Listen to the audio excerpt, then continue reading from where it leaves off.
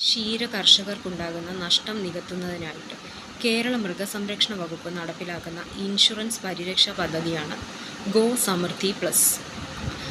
ക്ഷീരോത്പാദനത്തിൽ മികവ് പുലർത്തുന്ന ഗ്രാമങ്ങളെ ക്ഷീരവകുപ്പിൻ്റെ നേതൃത്വത്തിൽ ദത്തെടുക്കുന്നതിന് കണ്ണൂർ ജില്ലയിൽ ആരംഭിച്ച പദ്ധതി പശുഗ്രാമം. സങ്കരവർഗ പശുക്കളുടെ വിവരം ശേഖരിക്കുന്ന പദ്ധതി ഗോരേഖ പദ്ധതി. ഇന്ത്യയിൽ ആദ്യമായിട്ട് പശു കിസാൻ ക്രെഡിറ്റ് കാർഡ് വിതരണം ചെയ്ത സ്റ്റേറ്റ് ഹരിയാന, ഭിവാനി ജില്ല.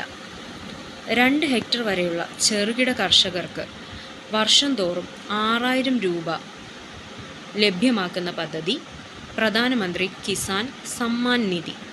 കേന്ദ്ര ഗവൺമെൻറ്റിൻ്റെ കാർഷിക പദ്ധതികളുടെ ബ്രാൻഡ് അംബാസഡറായി നിയമിതനായ ബോളിവുഡ് താരം അക്ഷയ് കുമാർ. കാർഷിക കടം എഴുതിത്തള്ളുന്നതിനായി ജയ് കിസാൻ ഋൺ മുക്തി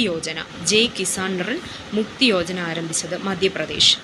ലോക ക്ഷീര ദിനമായി ആചരിക്കപ്പെടുന്നത് ജൂൺ 1. നവംബർ 26 ഇന്ത്യയിലെ ദേശീയ ക്ഷീരദിനം.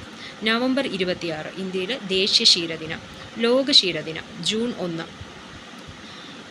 കേന്ദ്ര ഗവൺമെൻറ്റിൻ്റെ കാർഷിക പദ്ധതികളുടെ ബ്രാൻഡ് അംബാസിഡർ ബോളിവുഡ് താരം അക്ഷയ് കുമാർ. കാർഷിക കടം എഴുതിത്തള്ളാനായി ജയ് കിസാൻ ഋൺ മുക്തി യോജന ആരംഭിച്ചത് മധ്യപ്രദേശ്. 2 ഹെക്ടർ വരെയുള്ള ചെറുകിട കർഷകർക്ക് വർഷം തോറും 6000 രൂപ ലഭ്യമാക്കുന്ന പദ്ധതി പ്രധാനമന്ത്രി കിസാൻ സമ്മാൻ നിധി. സങ്കരവർഗ പശുക്കളുടെ വിവരം ശേഖരിക്കുന്ന പദ്ധതിയാണ് ഗോരേഖ പദ്ധതി. ക്ഷീരോത്പാദനത്തിൽ മികവ് പുലർത്തുന്ന ഗ്രാമങ്ങളെ ക്ഷീരവകുപ്പിൻ്റെ നേതൃത്വത്തിൽ ദത്തെടുക്കുവാനായി കണ്ണൂർ ജില്ലയിൽ ആരംഭിച്ച പദ്ധതി പശുഗ്രാമം.